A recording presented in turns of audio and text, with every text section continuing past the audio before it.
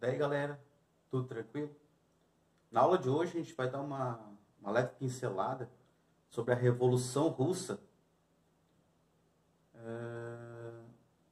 A gente vai ver ali sobre o que aconteceu no Domingo Sangrento, a participação da Rússia na Primeira Guerra Mundial, alguma coisa sobre o marxismo, sobre o comunismo na Rússia.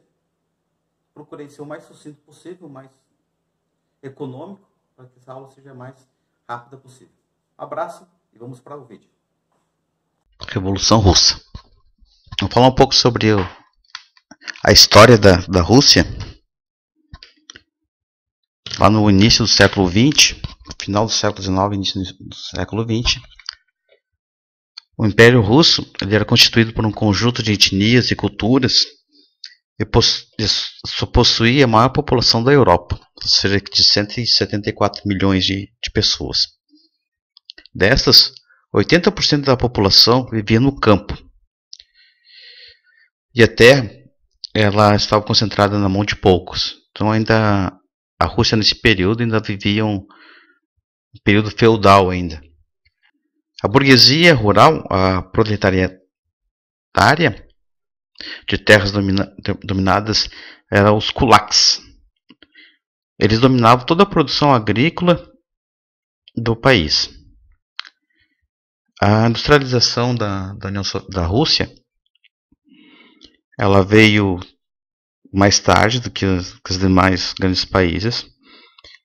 E ela vinha, sobretudo, com capital estrangeiro que vinha lá da Alemanha, da Bélgica, da França.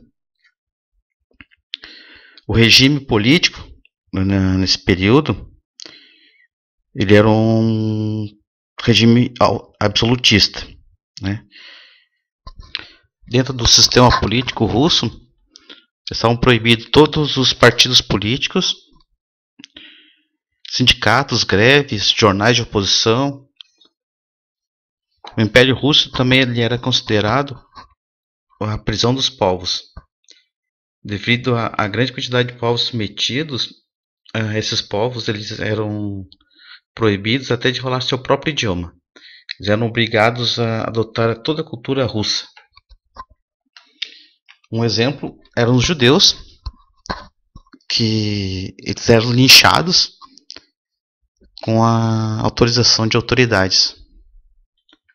Então, no início da Revolução Industrial da Rússia, a classe operária que se formava vivia e trabalhava em condições precárias, sem legislação trabalhista e com extensas jornadas de trabalho, de 12 a 16 horas por dia.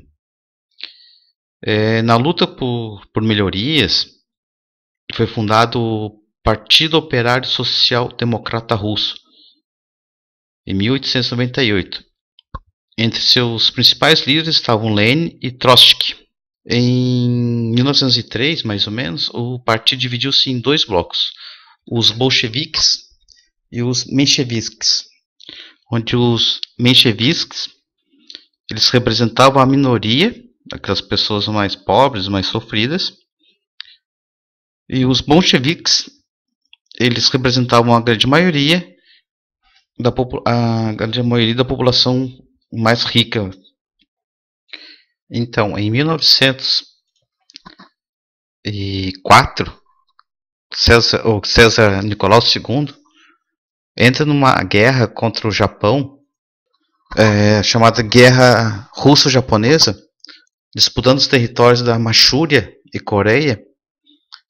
Com essa derrota ainda vieram mais os problemas econômicos e as críticas ao czarismo.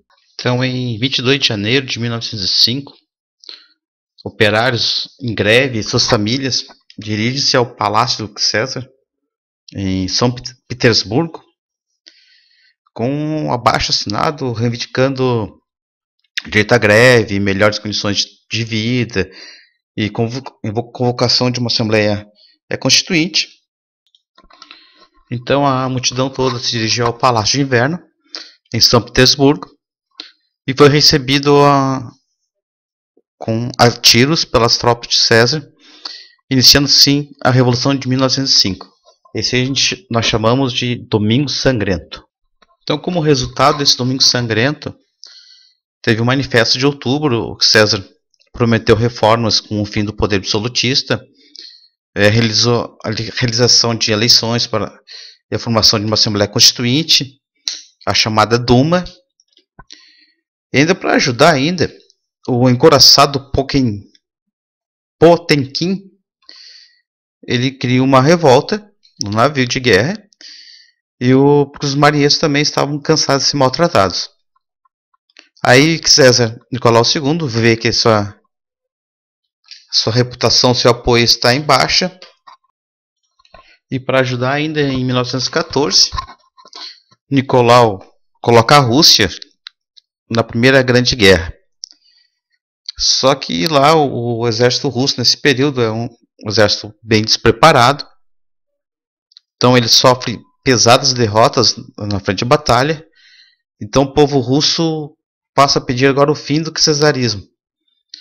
Assim então eclode agora a Revolução Russa. Ela ocorre em duas etapas, uma em fevereiro e outra em outubro, com a de fevereiro com a liderança dos mencheviques e a de outubro com as bolcheviques.